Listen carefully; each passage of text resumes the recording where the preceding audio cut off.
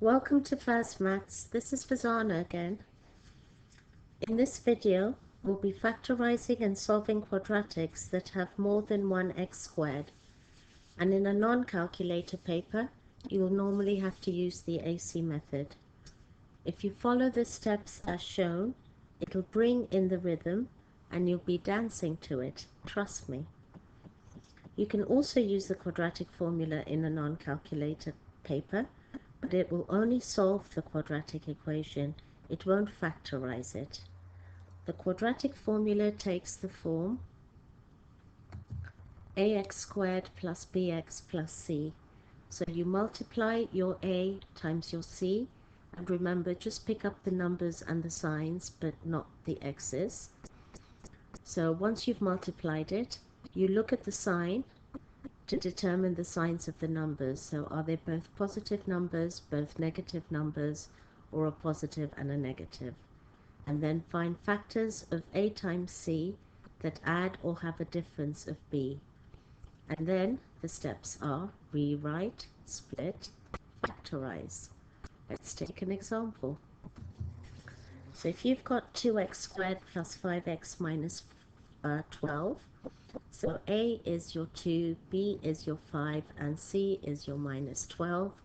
So a times c is 2 times minus 12 is minus 24. You look at the sign of the product, and you can tell if two numbers multiply to give a negative, then one's a positive and one's a negative. So you're looking for two numbers that add to give 5 and multiply to give 24. And you've got 8 and minus 3.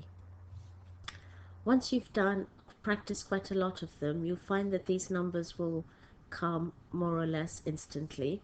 Otherwise, what I keep doing is saying plus to give 5, multiply to give 24. And if the difference is small, always think of your times tables, and then the numbers will just come. So next we're going to rewrite the 5x as 8x minus 3x. So here goes 2x squared plus 8x minus 3x minus 12. We'll split just before the sign and factorize. So they both have 2x in common, and you've got x plus 4 minus, they have 3 in common, and x, and the sign here is a positive because a minus times a positive will give you a minus, and 3 times 4 is 12. Now, when you look at this expression, if you've seen my video on expanding double brackets, you remember the way I expand them. So I go 2x times x plus 4 minus 3 times x plus 4. So you know that came from double brackets 2x minus 3 x plus 4. And that is the factorized version. Now if we want to solve it, and we go equals 0 like we do with all quadratic equations apart from completing the square, which I'll cover in another video, then if it's just an x, then you just have to change the sign. So x will be minus 4, and for that expression to be 0, you go 2x minus 3 equals 0 plus 3, 2x equals 3, and then divide by 2, and x equals 3 over 2, and you must convert it into a mixed number. I like playing with fractions when I'm doing algebra because they're easier to play around with if you have to multiply or divide. Okay, if we were to sketch this equation, so you've got y equals 2x squared plus 5x minus 12, and you know you'll have a parabola.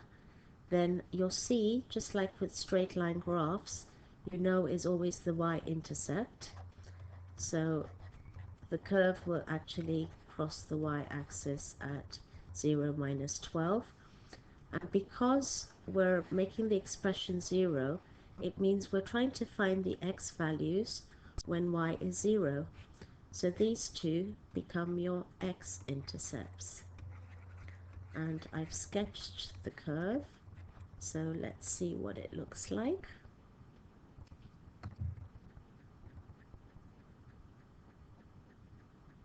Voila! The y-intercept is 0, 12, and then x equals 1.5, or x equals -4. So they are the x-intercepts. Okay, let's take another example. Okay, A is 3, B is -7, C is 4. So A times C is 3 times 4, which is 12. And because they multiply to give positive 12, but add to give minus, you know both your numbers are minus. And now you're looking for two numbers that add to give 7 and multiply to give 12. And you've got -3, -4. So now we rewrite the -7x as 3x squared, and then -3x minus 4x plus 4. It really does flow pretty well, yes? And then you split before the sign, factorize, so you've got x minus. At this stage, a lot of students get confused about, do I write something there? Do I just close the bracket? But remember, factorizing is the opposite of expanding. So if you're saying 3x times what is 3x, then you know you have to write a 1 there. Keep that sign, and then they have 4 in common, and you have x, and then you know that's a minus, because a minus times a minus will be a positive, and you've got x minus 1. And you can tell these two are the same. So your double brackets are 3x minus 4, x minus 1. And if you have to solve it, that one's easy because it's just x equals 1 there. You know you're going to write 3x minus 4 equals 0, and then you'll add 4. So you can just write 3x and then change the sign of the minus 4 to a positive. So then you've divided by 3, and x equals 4 over 3, which is 1 1/3. So x equals 1 1/3. If I ever have to do workings, I will never do them on my main part of my workings, because then you lose sight of the whole picture. So you've kept it really simple, you know exactly the direction you're going and if anything's been left out. So always do your workings on the side. It just reminds me of this cartoon program I used to watch when my son was young called Recess. So it's like you're having recess. And then you go back and you find you're just a little bit more enthusiastic. You've sort of had a bit of time out. Okay, let's take another example. Enough of my chatting. Okay, 4x squared plus 7x minus 15. A is 4, B is 7, C is minus 15. And by now you've just got the steps worked out. 4 times minus 15 is minus 60. Two numbers that add to give 7, multiply to give minus 60. So you've got a positive and a negative.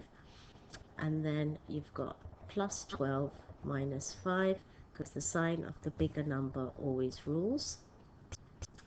And now we're going to rewrite the 7x, so we've got 4x squared plus 12x minus 5x minus 15. Split, factorize, 4x, x plus 3 minus 5, x plus 3. Yay, those two are the same. Double bracket, 4x minus 5, x plus 3. That's the factorized version.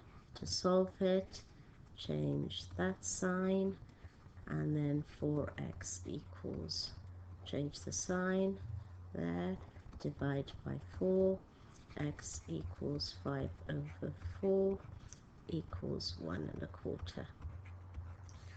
Okay, so x equals 1.25. It is really quite easy once you get the rhythm of it, and you'll find that you actually quite enjoy it. So when you see it in an exam, you're actually smiling and you think, oh, I can handle that one. Okay, the last example, and try if you can actually go faster than me. Okay, A is 4, B is -8, C is 3. So A times C is 4 times 3 is 12. We've got a positive 12 again. I'm sure we had that in another question. So add to give -8, so you know both numbers are negative, and multiply to give 12. Factors of 12 that add to give 8, and you've got -6 and -2. This time I'm actually going to write the -2 first, because you can see the 4 and the 2 will have something in common, and the 6 and the 3 will have something in common. It'll work out exactly the same, but it just flows a bit better. So 4x squared minus 2x minus 6x plus 3, split, factorize 2x minus 1 minus 3, 2x minus times minus is positive, and then your double brackets, 2x minus 3, and yes, thankfully those two are the same, 2x minus 1 equals 0, and then again solve it how you feel comfortable, and x will be 1.5, or x will be a half. I know, and that fast and that good. Okay, that's all for now. I hope you like the rhythm of the AC method of factorizing. A lot of my methods involve steps with rhythm, and I find that extends to all areas in my life. In any decision making, one needs to consider logical steps to arrive at the best outcome, and if you put some rhythm into it, the associated stress disappears. Maths is a lifesaver. You learn logic and discipline, and you learn that when you're confronted by something challenging, if the determination and persistence is there, things appear to fall into place quite effortlessly. Remember, you're in control. Until next time, take care. See you soon.